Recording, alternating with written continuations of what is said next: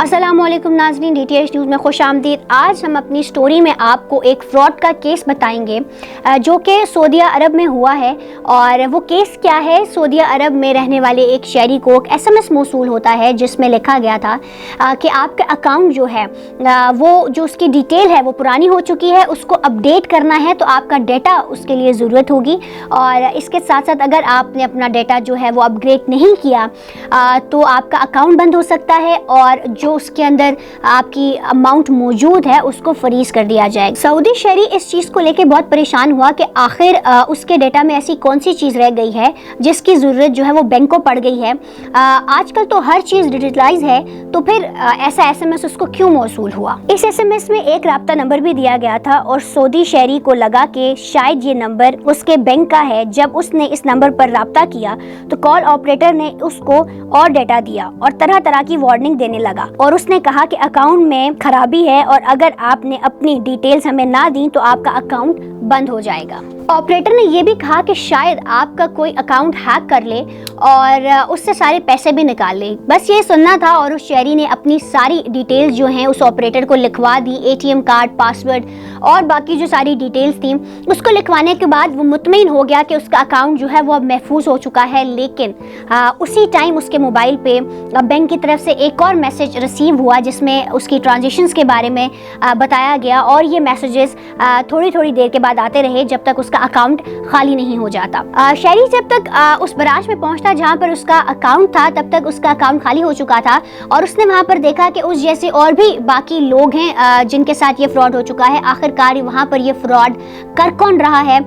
जब बात पुलिस तक पहुंची तो पुलिस ने वहां पर इन्वेस्टिगेशन करना शुरू की इस केस के हवाले से और जिन शहरी के साथ ये सब चीज़ें हुई हैं, उनके साथ ये फ्रॉड हुआ है, उनकी डिटेल्स वगैरह उन्होंने ली और अपनी इन्वेस्टिगेशन को स्टार्ट किया। सऊदी अरब में ये एक बहुत बड़ा स्कैम था। लोगों को मालूम नहीं था कि इस तरह भी उनके बैंक अकाउंट से पैसे निकाले जा सकते हैं। पुलिस जो है वहाँ पर अपनी इन्वेस्टिगेशन को उसने जारी रखा और इसके साथ साथ उन्होंने बैंक माहिरीन को अपने साथ बिठाया और इस हवाले से इन्वेस्टिगेशन स्टार्ट की और बड़ा सीरियसली इस केस को देखा कि आखिरकार ये जो फ्रॉड है कर कौन रहा है। पुलिस ने जब मजीद इन्वेस्टिगेट किया तो पता चला कि ये एक बहुत बड़ा ग्रुप था जिसके अंदर 11 पाकिस्तानी और 12 इंडियंस शामिल थे। और जब उनको गिरफ्तार किया गया तो उनके पास से 59 मोबाइल जो हैं वो बरामद किए गए और इसके ऊपर पूरा केस जो है वो रन हुआ, हेयरिंग्स वगैरह हुई, सारी चीज़ें हुई और उसके बाद जो है उनको 7 साल की सज़ा भी सुनाई गई। मेरा यहाँ पे सवाल आप लोगों से ये है कि हम अपने पाकिस्तान में तो इस तरह के फ्रॉड आए दिन देखते हैं। कभी किसी के साथ फ्रॉड हो गया, चाहे वो छोटा हो बड़ा हो, इस तरह के स्कैम्स, अकाउंट से पैसे निकाल लिए गए, साथ से ATM से बाहर निकले तो पैसे चोरी हो गए, या फिर आपको कोई ऐसे नंबर्स आते हैं जिसमें आपको ये कहा जाए कि आपके इतने पैसे निकल चुके हैं, आप हमें इस नंबर पर कॉल करें और फिर हमें लोड कराएं तो आपको इतने पैसे मिल जाएंगे। ये सारे स्कैम्स जो हैं हम आए दिन लोगों को देखते रहते हैं, उनके साथ होता है, लेकिन वो पाकिस्तान की हद तक है। मैं यहाँ पे ये कहूँगी कि यहाँ ऐसा नहीं होना चाहिए, लेकिन खुदारा पाकिस्तानियों ये काम जो आप अपने मुल्क में कर रहे हो, अपने मुल्क में करने के साथ साथ अब आपने बाहर भी ये काम शुरू कर लिए हैं। आखिरकार आप लोगों को इस बात का अंदाज़ा नहीं है कि बाहर के मुल्कों में आप लोगों की जो रिस्पेक्ट है वो कहाँ है, वो कहाँ स्टैंड कर रहा है आपका पाकिस्तान। और उसके बाद जो आप ऑलरेडी ये सारी हरकतें कर रहे हो जिसमें आपके फ्रॉड आ गया, कुछ भी हो गया, जैसे हमने अपनी पिछली स्टोरी में आपको बताया था कि जो भिखारी बन के यहाँ से पूरा ख़ानदान वहाँ पर भीख मांगने के लिए जा रहा था, उसके बारे में हमने आपको जो है वो बताया, आगाह किया कि भाई इतने ज़्यादा ये लोग थे, उन्होंने ये वेयर किया हुआ था और वो इस तरह से चकमा दे के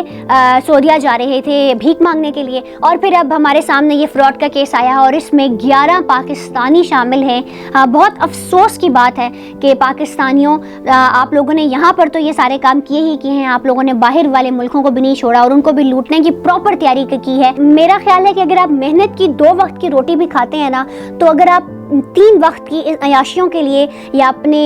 जो आप लोगों की ख्वाहिशें उनको पूरा करने के लिए इस तरह के फ्रॉड करते हैं तो जो आपकी 2 वक्त की रोटी है उसका सुकून और इस तरह के कामों का सुकून, मेरा नहीं ख्याल कि आप लोगों को ये काम करने चाहिए। और इस बात के ऊपर आप लोगों को देखना चाहिए कि हम लोग जो है वो क्या कर रहे हैं, हम लोगों की क्या रिस्पेक्ट है बाहर बाकी ममालिक में, और फिर हम लोग उनके शहरियों को जाके लूट रहे हैं। इससे अच्छा अगर आप कोई मेहनत वाला काम कर लें और उसके کے بعد جو آپ کو پیسے ملتے ہیں اور اس کے بعد جو آپ کو 2 وقت کی روٹی ملتی ہے، اس جیسا سکون آپ کو کہیں بھی نہیں مل سکتا۔ تو میری آپ لوگوں سے یہی ریکویسٹ ہے اس چینل کے اس سے کہ پلیز کوئی محنت والا کام ڈھونڈیں، شارٹ کٹس مت ڈھونڈیں کہ آپ اس طرح شارٹ کٹ کر کے یہ کام کر لیں گے، یہ شارٹ کٹ اس کام کا ہے، یہ شارٹ کٹ اس کام کا ہے۔ محنت کریں، اللہ اس کا صلاح ضرور دے گا۔ ہم مسلمان قوم ہیں، ہمیں اپنے اللہ پہ یقین ہونا چاہیے کہ اگر ہم محنت کرتے ہیں تو اس کا صلاح اللہ ضرور دے گا۔ محنت کبھی بھی رائے گا نہیں جاتی، لیکن خدارہ پاکستان کی عزت کو اس طرح سے باقی ممالک میں جا کے ڈاؤن نہ کریں، اور اس بات کو ذہن میں رکھیں کہ اگر ہم کسی دوسرے ملک میں ہیں تو بینگ پاکستانی، ہم اپنے پاکستان کو ریپرزینٹ کر رہے ہیں، ان کے ریپرزینٹیٹیو ہیں، تو ہم اس طرح کی حرکت نہ کریں جس سے کہ لوگ ہمیں یہ لیبل لگائیں کہ یار یہ تو پاکستانی ہیں، یہ تو یہی کرتے ہیں، اور ان کو شارٹ کٹس نکالنے میں بہت مزہ آتا ہے محنت کر کے۔ اگلی ویڈیو تک مجھے دیجیے اجازت، خدا حافظ۔